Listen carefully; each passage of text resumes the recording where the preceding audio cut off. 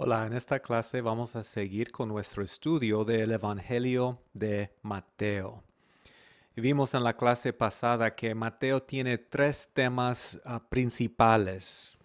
Primero, Jesús es el cumplimiento del Antiguo Testamento. Mateo quiere que sus lectores entiendan que todo que está pasando en la vida de Jesús de Nazaret representa el cumplimiento de las promesas de Dios en el Antiguo Testamento.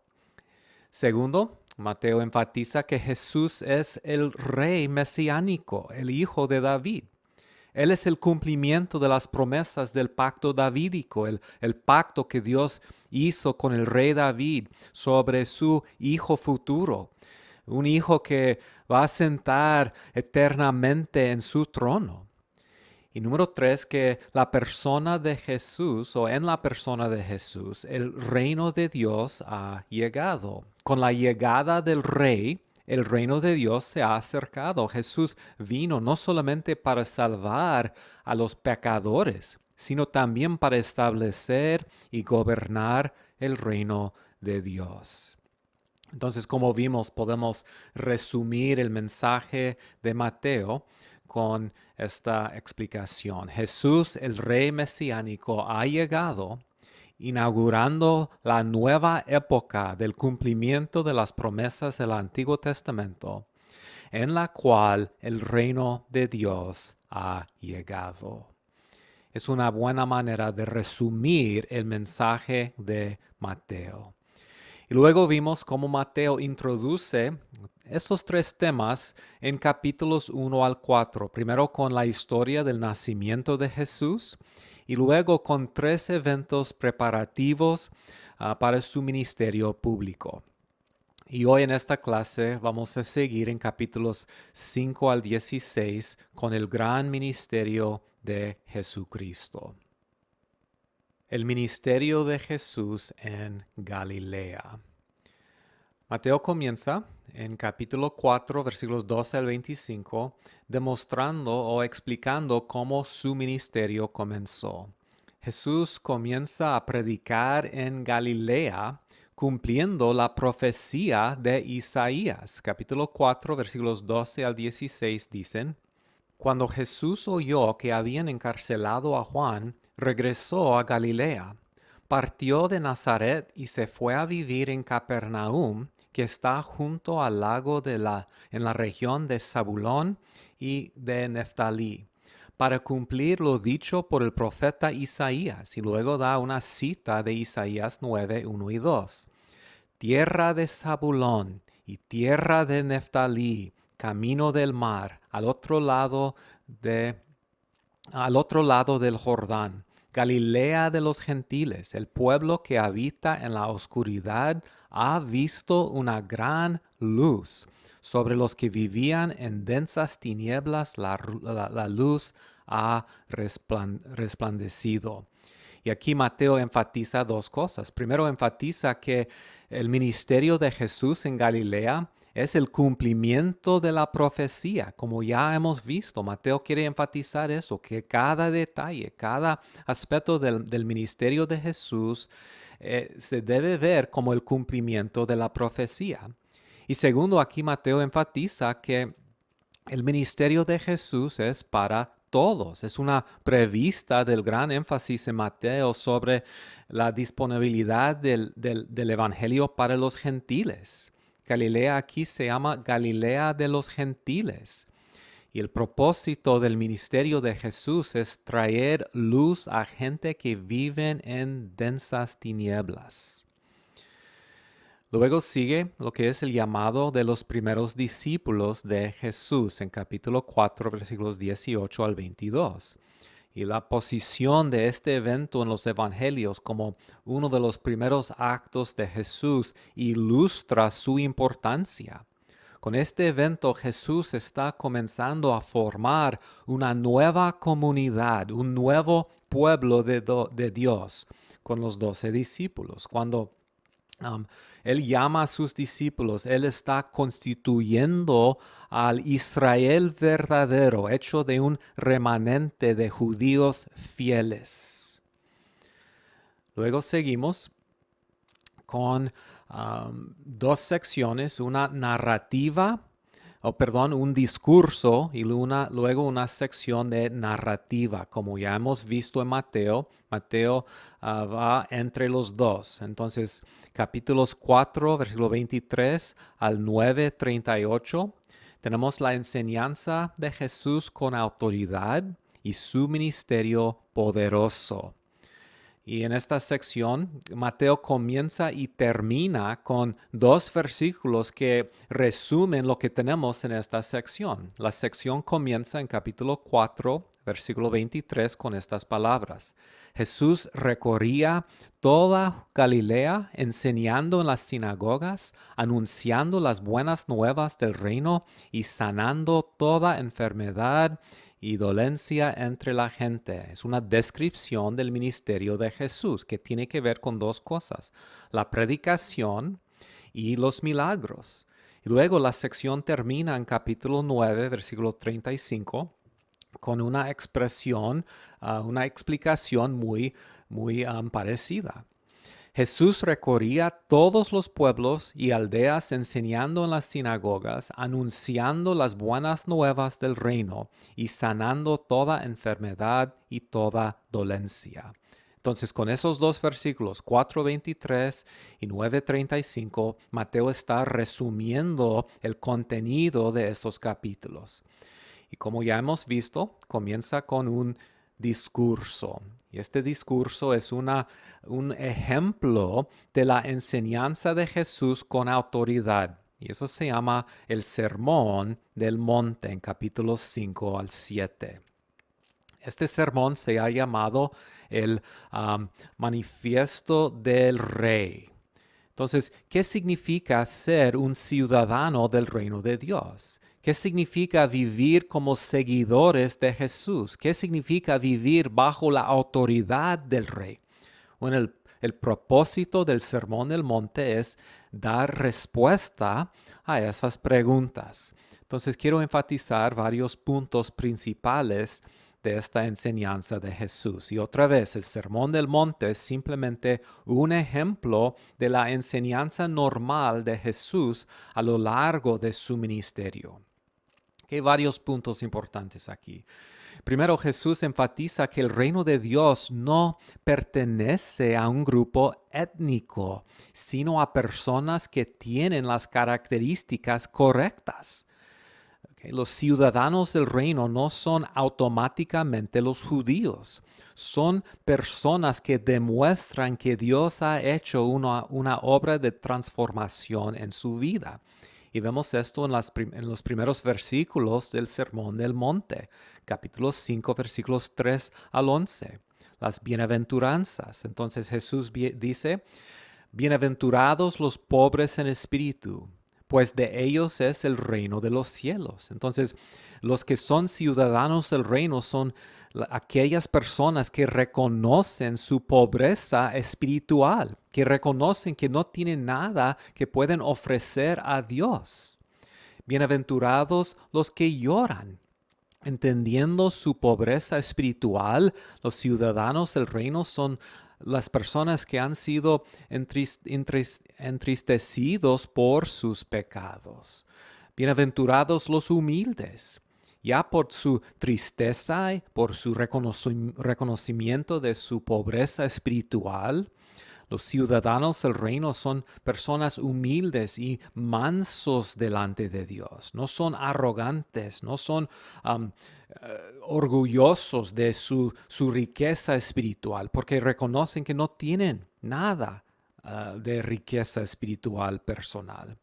Bienaventurados los que tienen hambre y sed de justicia. Tienen hambre por las cosas de Dios, no por las cosas del mundo. Dios, otra vez, ha transformado su corazón para que sea gente distinta, gente diferente a las otras personas que tienen hambre por las cosas y bienes materiales.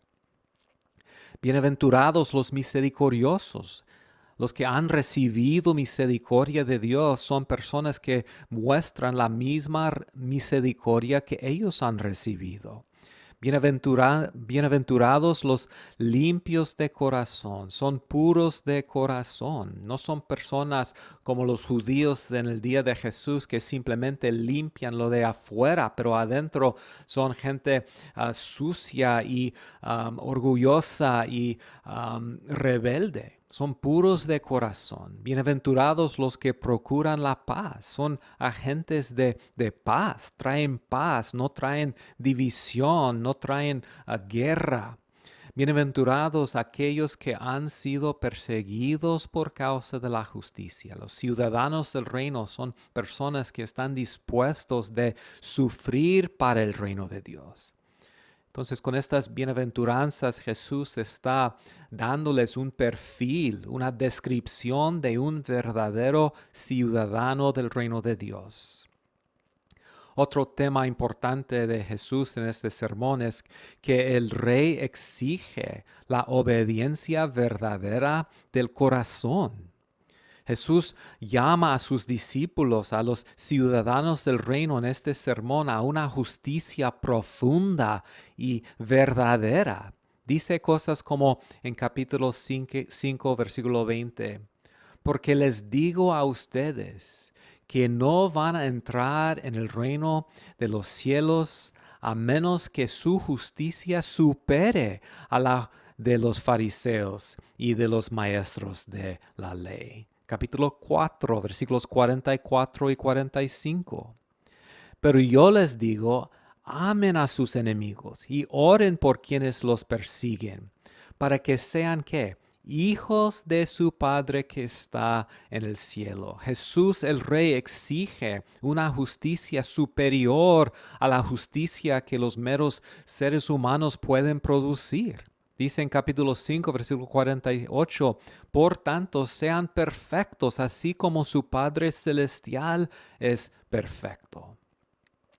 Jesús enseña que su autoridad reemplace la autoridad de la ley de Moisés. 6 veces en capítulo 5 Jesús dice, oísteis que fue dicho, pero luego dice, pero yo os digo. ¿Qué está haciendo? Está diciendo que su autoridad supera la autoridad del Antiguo Testamento. Y el punto es que Jesús viene como un rey, un señor con autoridad suprema. Y él exige que sus discípulos le obedezcan. Ahora, es importante entender que no está enseñando Jesús que sus discípulos pueden producir una justicia para ser salvos. Está diciendo, mira, estas son las características de las personas que ya han sido salvas. Son personas cuyas vidas Dios ha transformado, ha hecho esta obra para que puedan obedecer a Dios y que pueden someterse a la autoridad del Rey. Otro punto importante de Jesús en el Sermón del Monte es que los ciudadanos del reino siguen al Rey por motivación correcta. Ellos practican la justicia delante de Dios, no delante de los hombres. Eso es el énfasis de capítulo 6. Capítulo 6, versículo 1 dice, cuídense de no hacer sus obras de justicia delante de la gente para llamar la atención. Si actúan así, su Padre que está en el cielo no les dará ninguna recompensa. Entonces, cuando ellos dan a los pobres, versículo 2, cuando ellos oran, versículo 5, cuando ellos ayunan, versículo 16, no deben hacer eso como los fariseos para exaltarse a sí mismo. Deben hacerlo para glorificar a Dios. También Jesús enseña que los ciudadanos del reino acumulan tesoros en el cielo, no en la tierra. Capítulo 6, versículos 19 al 21 dicen, no acumulen para sí tesoros en la tierra. ¿Okay? Más bien, versículo 20, acumulen para sí tesoros en el cielo.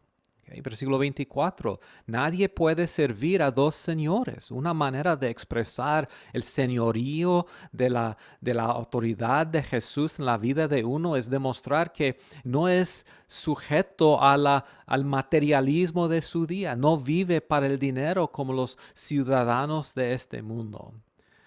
Famosamente Jesús dice en Mateo 6:33, más bien busquen primeramente el reino de Dios y su justicia, y todas estas cosas les serán añadidas. Debemos buscar primeramente el reino de Dios. Es una característica de los verdaderos ciudadanos del reino.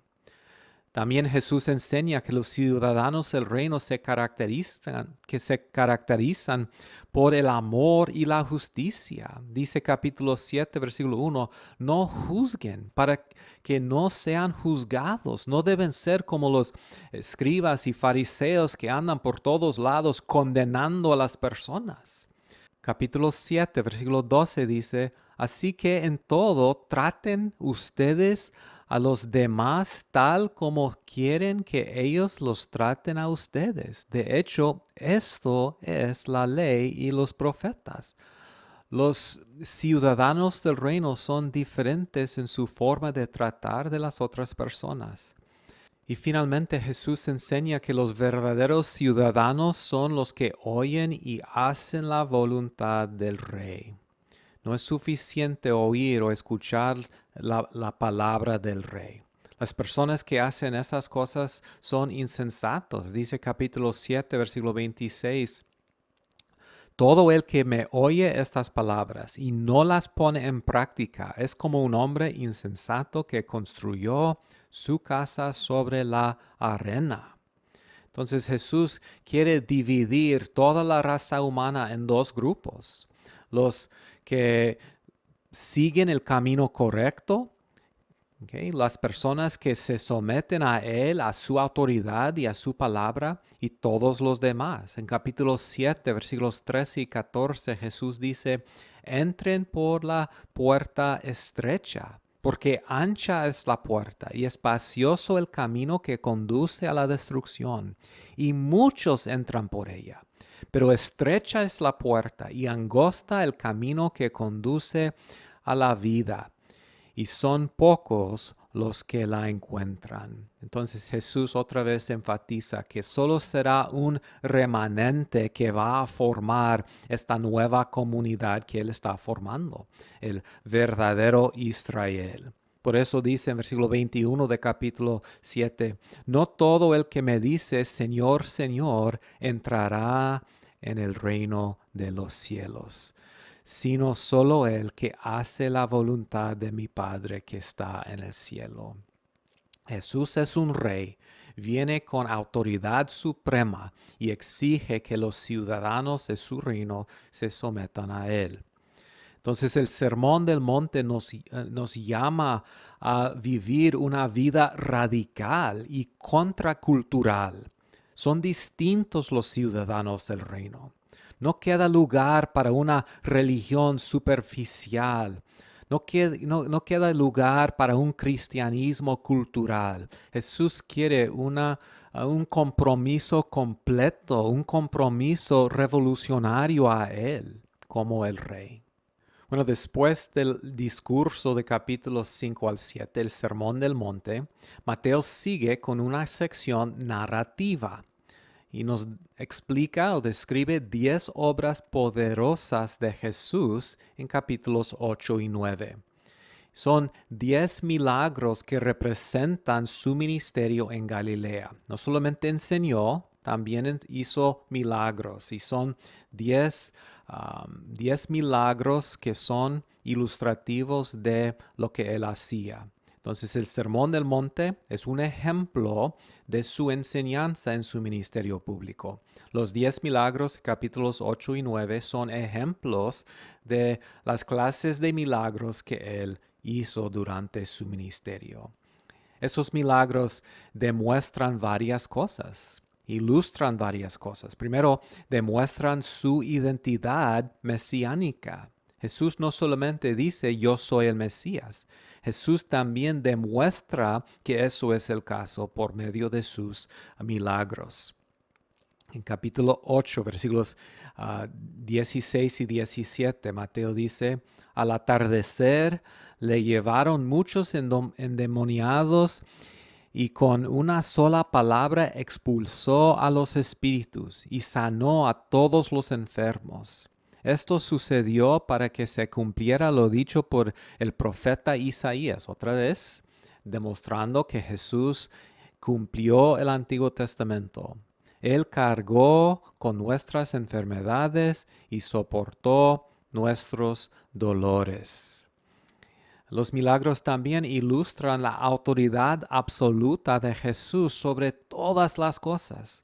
Todos esos milagros demuestran esa autoridad sobre las enfermedades como la lepra, parálisis, etc.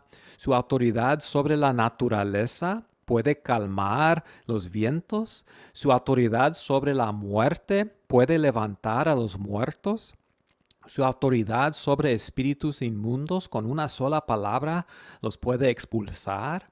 Su autoridad sobre las vidas de las personas puede llamar a los discípulos para que ellos dejen todo atrás y sigan a Jesús. Tiene autoridad para perdonar los pecados. Él tiene una autoridad absoluta sobre todo. No solamente dice que es rey, Él viene con autoridad y puede cumplir todas esas cosas.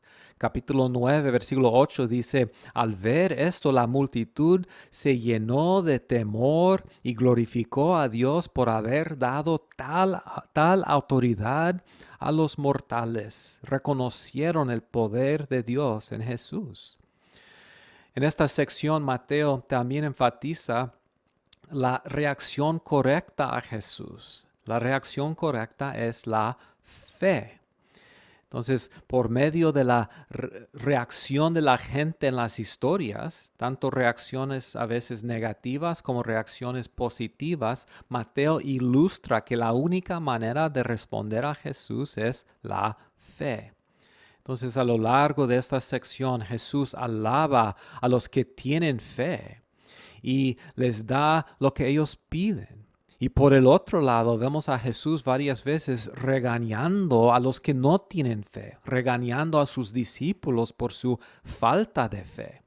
Capítulo 9, versículo 22 dice, Jesús se dio vuelta, la vio y le dijo, ánimo, hija, tu fe te ha sanado. Y la mujer quedó sana en aquel momento. Capítulo 8, versículo 26. Y él les contestó, ¿por qué tienen miedo, hombres de poca fe? Entonces Jesús se levantó, reprendió a los vientos y al mar, y sobrevino una gran calma. Mateo quiere enfatizar no solamente la autoridad de Jesús, sino también cómo uno debe reaccionar a esa autoridad.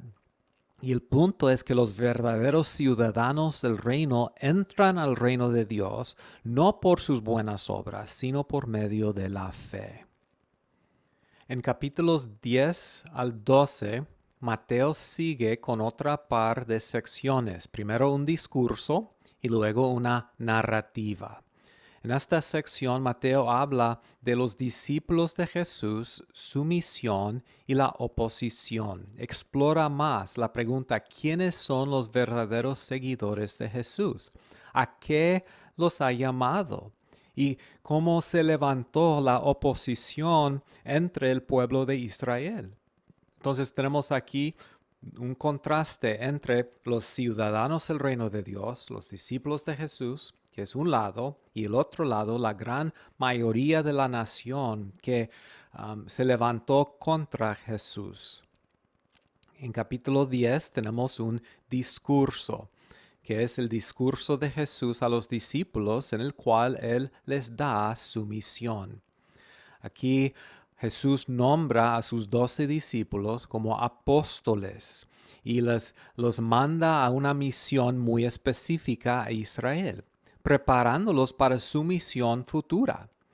Capítulo 10, versículo 1 dice, reunió a sus 12 discípulos y les dio autoridad para expulsar a los espíritus malignos y sanar toda enfermedad y toda dolencia. Versículo 5, Jesús envió a estos 12. Entonces es una misión que es una prevista de la gran comisión que les va a dar luego. Y la misión de los discípulos, Jesús enfatiza, resultará en la persecución y el sufrimiento. No será fácil. Jesús está preparando sus discípulos para su sufrimiento, el sufrimiento de Él y el sufrimiento de ellos. En 10:16 al 18, Jesús dice, los envío como ovejas en medio de lobos. Por tanto, sean astutos como serpientes y sencillos como palomas. Tengan cuidado con la gente. Los entregarán a los tribunales y los azotarán en las sinagogas. Por mi causa los llevarán ante gobernadores y reyes para dar testimonio a ellos y a los gentiles. Otra vez, Jesús les está preparando para su sufrimiento. Luego tenemos una narrativa después del discurso, una narrativa que ilustra la oposición que se levantó contra Jesús. Comienza con el rechazo de Juan el Bautista. El rechazo de Juan el Bautista por la nación ilustra la hostilidad de Israel contra el reino del Mesías. Jesús mismo afirma que Juan es el profeta prometido por Malaquías. Malaquías, el Antiguo Testamento, había terminado hablando de un profeta que vendría para preparar los caminos de el Mesías. Y Jesús afirma, Juan es ese profeta. Capítulo 11, versículos 9 y 10, dice, entonces, ¿qué salieron a ver? ¿A un profeta? Sí les digo, y más que profeta. Este es de quien está escrito, yo estoy por enviar a mi mensajero delante de ti, el cual preparará tu camino. Versículo 14. Y si quieren aceptar mi palabra, Juan es el Elías que había de venir. Pero la nación no lo ha recibido. Y eso ilustra su enemistad contra el reino de Dios. Capítulo 11, versículo 12 dice, desde los días de Juan el Bautista hasta ahora el reino de los cielos sufre violencia y los violentes lo arrebatan. Jesús entonces tiene varias veces en esta sección, tiene que denunciar a los pueblos incrédulos. Habla contra Corazín y Bethsaida y Capernaum. Son ciudades o pueblos que han recibido el mensaje, han visto los grandes milagros de Jesucristo, pero han rechazado a Jesús como el Mesías. También esta sección ilustra la controversia entre los líderes judíos y Jesús. Ellos enseñan que Jesús es un falso profeta. Entonces tenemos aquí mucha enseñanza sobre Jesús y su identidad y su misión, pero también muchas ilustraciones de cómo los líderes de la nación están rechazando a Jesús. Por ejemplo, tenemos en esta sección unas historias de conflicto sobre el día de reposo. Dice Mateo que los fariseos salieron y tramaban cómo matar a Jesús. Los líderes acusan a Jesús de expulsar a los demonios con el poder de Belcebú en capítulo 12, versículos 22 al 32. Otra vez, Mateo está ilustrando la reacción de la nación a Jesús, demostrando que ellos son culpables por su rechazo de Jesús. Y Jesús aquí entonces otra vez hace una distinción en la nación. No todos los judíos son parte de su reino. En capítulo 12, versículos 47 al 50, Jesús habla de quiénes son o quiénes forman la verdadera familia de Jesús. Los que son discípulos de Jesucristo, los que creen en Él, tienen una relación con Jesús aún más estrecha de que tiene la misma familia de Jesús. Capítulo 10, versículos 46 al 50. Alguien le dijo, tu madre y tus hermanos están afuera y quieren hablar contigo. ¿Y qué dijo Jesús? ¿Quién es mi madre? ¿Quiénes son mis hermanos? Señalando a sus discípulos, añadió, aquí tienen a mi madre y a mis hermanos, pues mi hermano y mi hermana y mi madre son los que hacen la voluntad de mi Padre que está en el cielo. Los verdaderos ciudadanos del reino son la verdadera familia de Jesús.